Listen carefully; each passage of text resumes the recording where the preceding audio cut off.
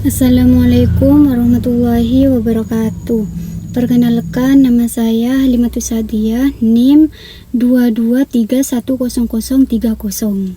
Saya dari kelas reguler pagi akuntansi di STI Mahardika Surabaya.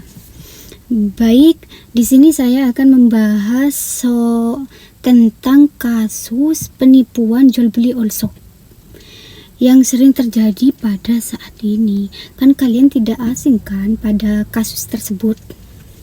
Mari ikuti saya dalam pembahasan kasus kali ini. Yuk.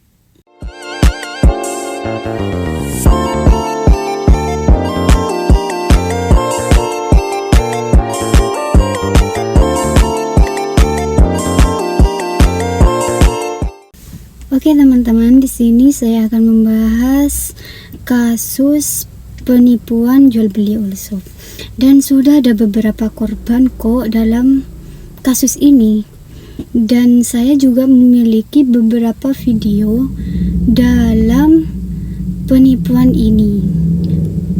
Jadi yang jadi korban itu pastinya pembeli. Mari kita lihat beberapa videonya.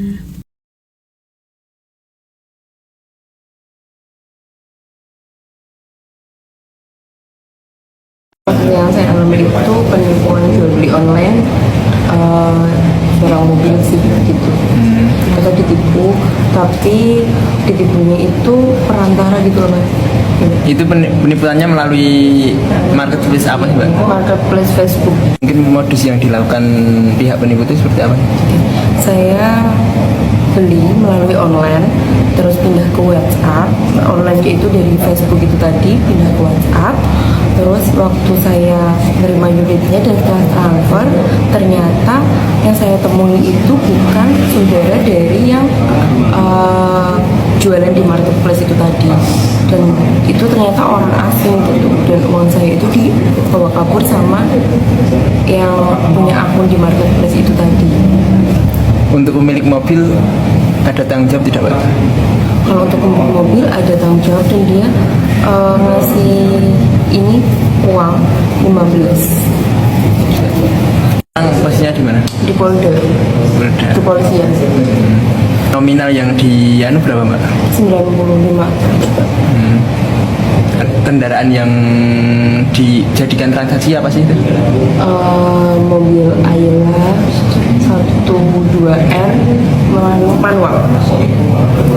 Untuk harapan kedepannya seperti apa? Harapannya sih semoga kasus ini dapat selesai dengan tuntas gitu kan, karena takutnya nanti dia malah berkeliaran gitu loh, malah nanti ada kasus-kasus yang seperti ini lagi gitu, karena nominalnya banyak. Kan kasihan kalau banyak orang yang kena tipu gitu, dan bisa menjadi edukasi orang warga masyarakat juga sih.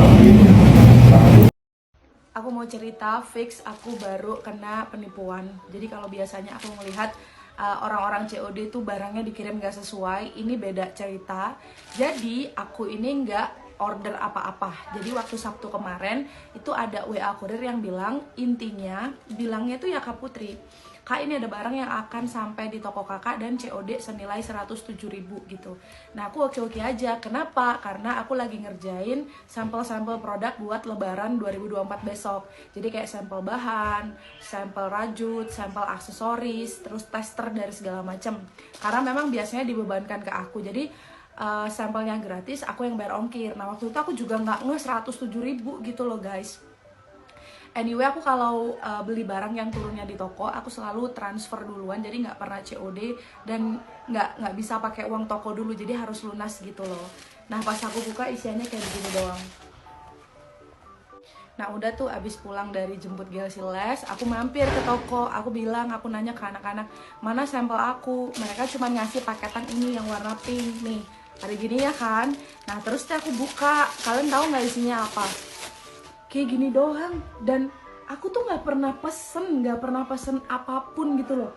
Udah gitu ini tuh pouchnya pouch bekas, Masa kayak gini doang tuh 107 dan pengirimnya tuh dari Showback Official.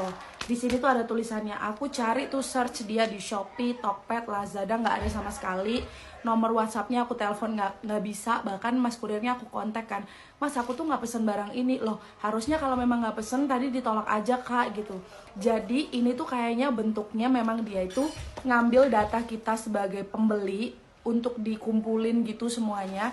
Terus dikirimin barang secara random. Siapa yang mau bayar ya itu keuntungan mereka gitu. Bayangin deh guys, ya kali aku buat apa kayak gini doang. Bukan senilai harga 107-nya ya guys, cuman aku bener-bener gila ya, orang nipu tuh caranya banyak banget. Nah ini misalnya mereka punya 100 data pembeli aja yang dikirim barang secara random. Terus misalnya nih, aku lagi nggak ada di rumah, terus ada ibu aku atau ada suami aku tiba-tiba dibayar. Kan kalau udah di approve by kurir kan udah nggak bisa di cancel lagi ya gitu loh. Cuman ini kurang ajar banget sumpah. Ini masih ada di sini sih, namanya tuh Showback Official. Sampai aku ketawa-ketawa sendiri. Ngapain juga aku beli pouch kayak gini yang harganya ini tuh dinilainya di sini ya. Kalau ongkirnya itu dia 27, berarti barang kayak gini doang 80.000. Yang kalau misalnya aku bikin sendiri aku bisa kok bikin 15.000 kayak gini doang gitu. Jadi please buat kalian yang dapat paket COD, make sure lagi kalian order atau enggak ya. Jadi sekarang kalau ada paket COD wajib difotoin dulu ke aku siapa pengirimnya. Aduh puyeng banget sih, parah sih yang nipu nih.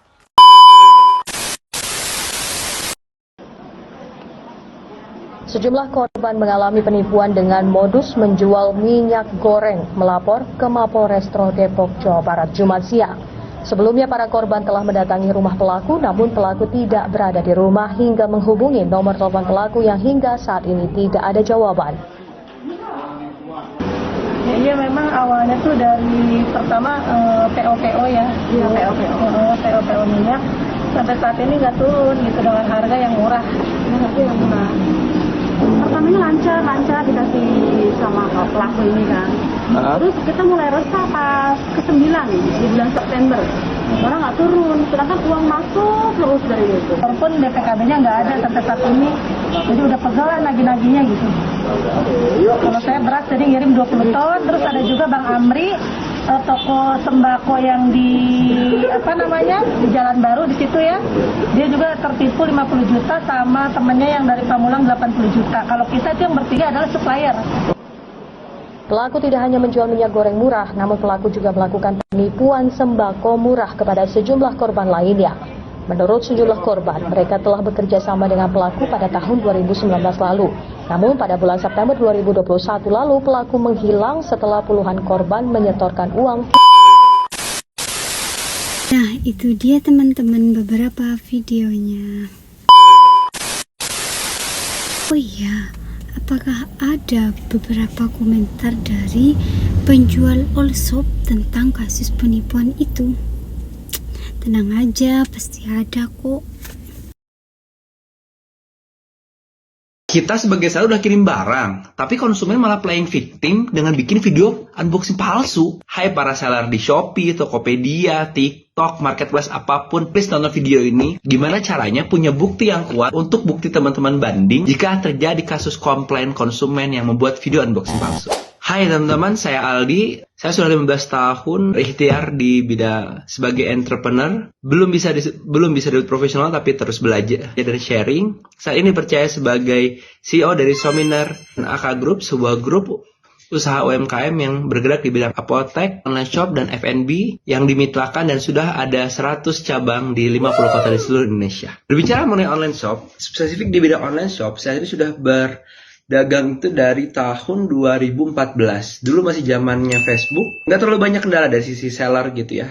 Di luar kita harus meyakinkan pembeli bahwa kita bukan penipu gitu ya. Karena di zaman itu masih banyak banget penipu. Di mana belum ada sistem marketplace. Mentok-mentok ada juga Rekber ya, zaman Kaskus waktu itu. Sebagai pedagang nggak banyak masalah lah. Dagangnya insya Allah jujur ya waktu itu. Ya sekarang pun juga jujur. Maksudnya jujur tuh sekarang kan siapapun bisa jujur dipercaya karena ada marketplace. Kalau waktu itu teman-teman ada nggak sih yang ngalamin dagang itu kalau mau kita men-state kita jujur tuh harus kumpulin resi sampai berkilo-kilo dulu, sampai ngambek gitu ke mama kayak kalau resi itu kebuang karena kita sampai ngebandel-bandel resi gitu.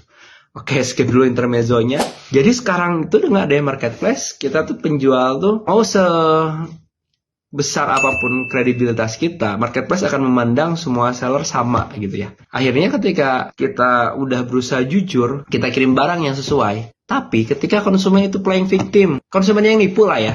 Misalkan nih, kita jualan HP gitu ya, kita kirim HP-nya, kita packing, ternyata HP-nya 10 juta gitu ya. Konsumennya pura-pura bikin video unboxing tuh. Bukan pura-pura ya, beneran bikin maksudnya. Tapi modusnya, barangnya tuh udah dibongkar duluan. Jadi pas di video unboxing, dia buka tuh misalkan dari atas, ternyata isinya batu teman-teman. Dan bahkan ya, di modus yang lebih advance, boxnya itu sama konsumennya diputar. Boxnya nih ya, ini misalkan di boxnya gitu ya. Boxnya utuh, seolah-olah belum dibuka. Tapi memang di modus yang lebih newbie, dia hanya ngeliatin satu sisi aja gitu ya. Biar terkesan, biar menutupi bagian lain yang sudah dibuka sama dia. Ternyata batu. Akhirnya konsumen itu mengajukan komplain lah via marketplace, menyatakan bahwa kita selaku seller yang mengirim barang palsu atau penipu lah kita. Nah di situ langsung muncul statement dari CS-nya bahwa oh iya betul, buyer telah mengirim video unboxingnya dan betul isinya batu. Lalu apa yang dilakukan oleh CS? Dia pasti akan meminta seller untuk mengirim buktinya bahwa kita sudah mempacking HP-nya dengan benar. Dunia serasa runtuh. Enggak lah, tenang. Insya Allah setelah nonton video ini, dunia nggak runtuh lagi ya. Pasti kaget kita gitu kan. Gimana dong caranya? Masa kita setiap paket harus di videoin satu-satu gitu kan? Pengalaman adalah ilmu gitu ya teman-teman.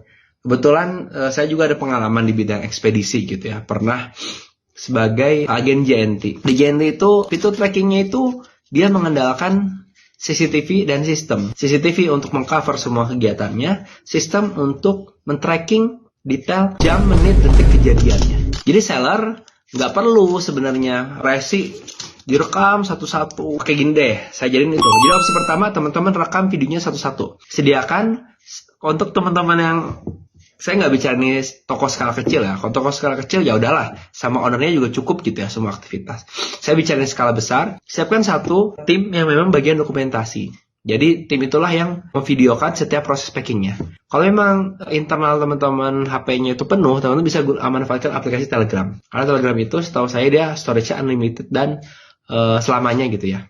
Lalu yang kedua, ini cara yang akan saya share berdasarkan pengalaman saya sebagai agen JNT. Jadi teman-teman itu tidak perlu memvideokan satu-satu. Teman-teman cukup pasang CCTV dengan coverage kameranya itu benar-benar dekat dari area packing. Jadi misalkan ya, ini area packingnya ya. CCTV-nya jangan di sudut sana gitu. Taruhlah CCTV-nya di atas meja packingnya. Untuk apa? Agar barangnya jelas apa saja yang dimasukkan ke packingan tersebut dan tidak akan terjadi blind spot gitu. Karena apa? Ini kan CCTV, ini barang di packingnya kan. Ini udah pasti nggak akan ada blind spot gitu ya. Pastikan CCTV yang kualitas standar seperti Bardi, Xiaomi. Kalau teman-teman menjual produknya harganya cukup mahal, saya rasa ini worth it untuk teman-teman pakai CCTV yang cukup profesional seperti merek HIK ya, HIK. Ya, satu-satunya merek yang dipakai untuk di JNT daerah Jawa Barat, setahu saya pakai itu. Kalau masalah masa simpan sih, mau Bardi, Xiaomi. Kalau CCTV online itu tergantung dari SD card-nya. Kalau CCTV yang HIK itu tergantung dari hard disk-nya gitu ya. Yang kedua, nah setelah CCTV-nya ada, teman-teman bikinlah SOP packing-nya gitu. Packing itu pertama ya harus di area meja packing itu. Jangan udah dipasang CCTV di sini, packing-nya malah di belakang gitu kan ngaco gitu. Nanti saya bakal share contoh template-nya ya. Jadi sistemnya seperti ini. Setiap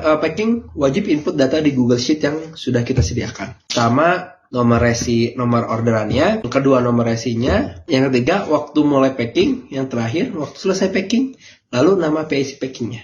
Jadi ketika dia ketik mulai, ini bakal langsung ketik dari segi jamnya, kapan dia mulainya, ketika klik selesai, langsung muncul jam kapan selesainya. Ini SOP-nya. Jadi ketika terjadi kehilangan, teman-teman tinggal buka aja di Google Sheet-nya. Teman-teman pas ngecek CCTV, nggak usah tuh dicekin satu-satu. Karena kalau teman-teman pakai CCTV, maaf ya, percuma, susah nyari barangnya. Sehari, tiap hari nge-packing ribuan resi. Dari mana kita tahu si resi orderan B itu di-packingnya kapan kan? Nah, makanya kita perlu CCTV yang jelas, yang sorotannya dekat. Kita perlu datanya kapan tiap resi itu di-packing, kapan mulainya, kapan selesainya. Insya Allah dengan cara ini, kapanpun ada pembelian play victim, teman-teman pasti punya solusinya. Nah, mungkin segitu dulu aja. Memang sangat luar biasa gitu ya teman-teman, jualan di marketplace ini. Tapi insya Allah kok, selama saya jualan, ya pembeli modelan benar-benar real nipu iseng gitu mungkin cuma 1%-2% ya. 30%-nya rese gitu. Tapi ya berarti sisanya 70% insya Allah pada baik-baik saroleh gitu ya.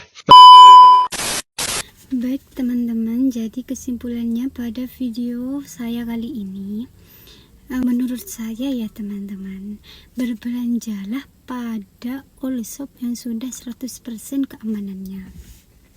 Itu pesan dari saya ya guys. Udah cukup sekian dari saya. Apabila ada kesalahan saya mohon maaf. See you next time teman-teman.